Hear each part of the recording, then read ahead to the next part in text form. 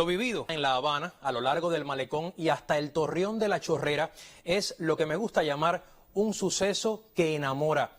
Y también se ha enamorado el mundo.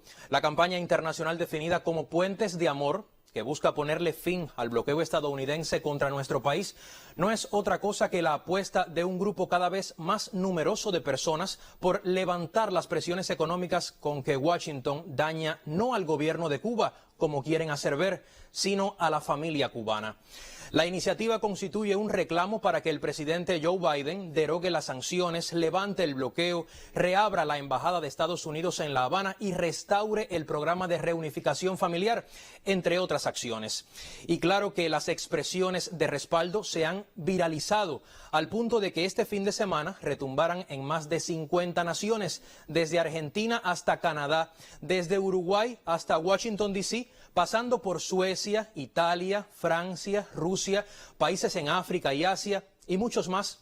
El presidente cubano, Miguel Díaz-Canel Bermúdez, agradeció en su perfil de Twitter a los compatriotas en la emigración y amigos de todas las nacionalidades porque la pelea por lo justo nos une, mientras el canciller Bruno Rodríguez señaló que el reclamo para tender puentes de amor y la demanda de no más bloqueo es universal.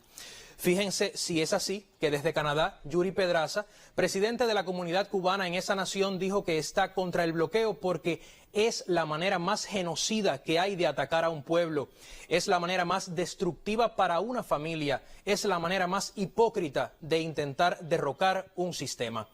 Ante esas evidencias de solidaridad con Cuba, ya me extrañaba a mí que la convocatoria no calara entonces en el alma cubana, tan dada a la respuesta unida, en masa, aunque esa masa estuviera ataviada hoy con nasobucos para defenderse de la COVID-19.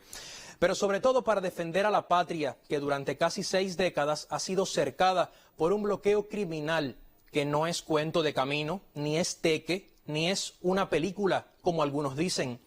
Lo que sí parece ficción, pero no lo es el memorándum secreto desclasificado en 1991 que el entonces subsecretario de Estado para Asuntos Interamericanos, Lester Mallory, envió a la Casa Blanca en 1960, señalando que la mayoría de los cubanos apoyan a Castro. No hay una oposición política efectiva.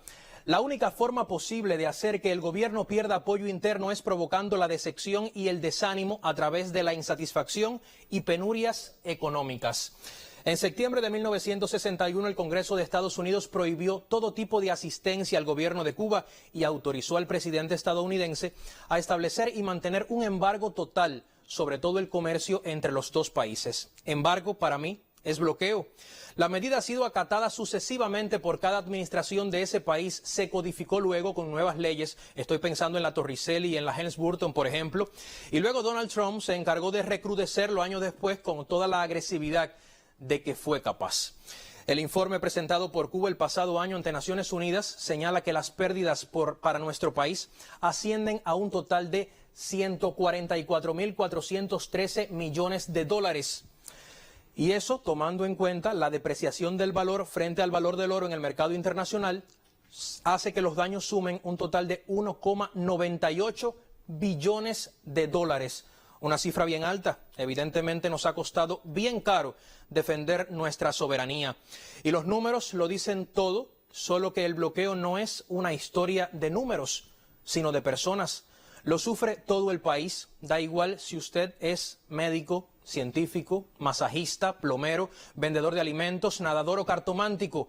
El bloqueo lo sufre cada uno de nosotros, incluidos los que esta mañana estuvimos en el malecón, con la fuerza de la razón que asiste a este país para pedalear hasta el final o para apoyar desde las redes sociales, como hizo la joven Arián Nayero, que según escribió en Facebook, no encontró bicicleta, pero igual se vale apoyar desde el accionar diario.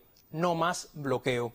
Y qué bueno que sea así, porque el bloqueo, más que una cuestión de gobiernos, es un tema del pueblo. Es cosa de familia. Y lo entiendo así porque lo mismo mis padres que yo, y mi hijo también, nacimos en un país bloqueado. Y es como si fuera un sino, una especie de letra escarlata o de maldición, por defender autodeterminación, orgullo nacional y dignidad a cualquier precio. Miren amigos, a mí me gusta hablar con apego a la verdad, los que me conocen lo saben. Hoy hay quienes aseguran que el bloqueo es una justificación para encubrir las ineficiencias en la gestión del gobierno cubano. Y yo no me atrevería a juzgar a quien dirige un país con las manos atadas, apelando a las reservas, haciendo murumacas para que no nos asfixie tanto odio imperialista. Un país que ha tenido que comprar combustible fuera de radares porque las navieras son perseguidas y sancionadas por ayudarnos. Y con esto no estoy justificando a nadie. Es cierto que a este país lo dañan a sí mismo la ineficiencia empresarial, las trabas burocráticas, las mentalidades que frenan en lugar de impulsar y muchas otras cosas. Esas son otras batallas que libran hoy el Estado y el gobierno cubanos, que a la par guapean contra una política de aislamiento que quiere borrarnos del mapa. No imagino siquiera cuánto Cuba podría ser si el bloqueo de Estados Unidos no fuera un bache. ¿Y qué digo bache? Un cráter en el camino que nosotros elegimos. Y lo otro que uno siempre se pregunta, si han pretendido dejarnos sin combustible, sin medicamentos, sin comida, ¿cómo ha sido posible sobrevivir?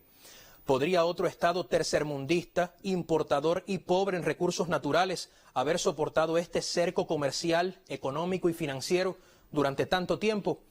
Miren, yo creo que el secreto está en una capacidad de resistencia que no es usual y se forjó en muchos años de formación de una conciencia revolucionaria. Y también creo que está en la certeza popular de que volver atrás y perder lo que tanto nos enorgullece es de lo peor que podría pasarnos.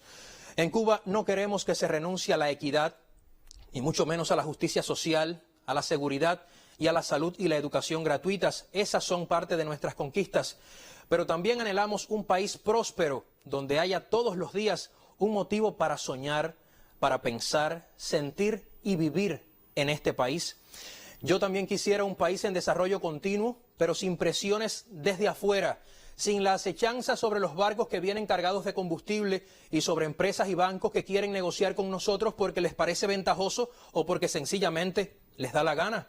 Un país que no tenga que dirigir la economía amarrado de pies y manos, porque ocurre lo que en mi casa. Es difícil repartir lo poco entre todos y lograr que todos queden satisfechos.